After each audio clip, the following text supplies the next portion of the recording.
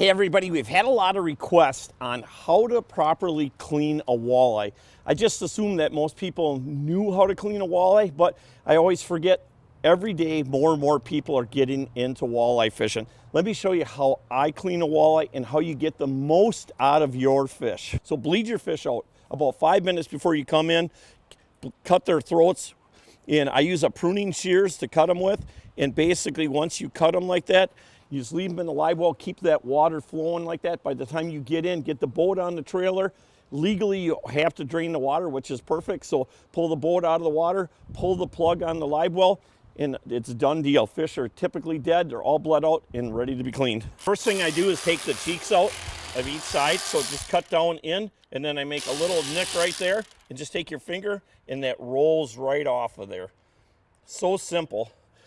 You can flip it over, do the other side right away, same thing, cut right down, make a little nick with your knife right there, and just take your finger in there and just peel it right off. Takes seconds.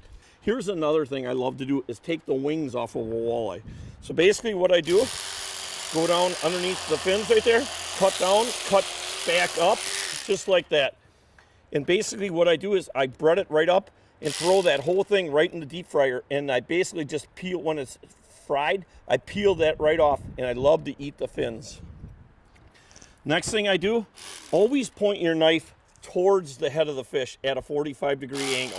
Come down, make your cut, and go right down that backbone.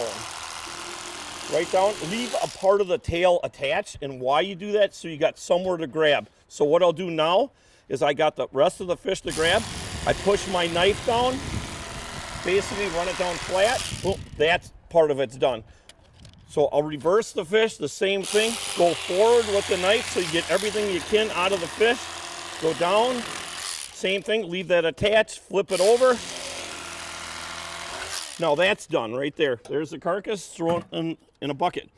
I always go down and then back across. So right there's your rib cage. What I do is I flip it over. This is where all your pin bones are. That's where all your bad flavor is. So what I do is I make a cut here on each side of the lateral line, cut there.